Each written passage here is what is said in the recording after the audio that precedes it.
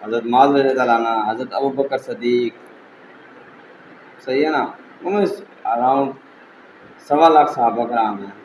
آپ ان کی زندگیوں پہ غور کریں اور ان کی دعائیں دیکھیں قبول ہونا، کہ ان کی دعائیں کیسے قبول ہوتی تھی.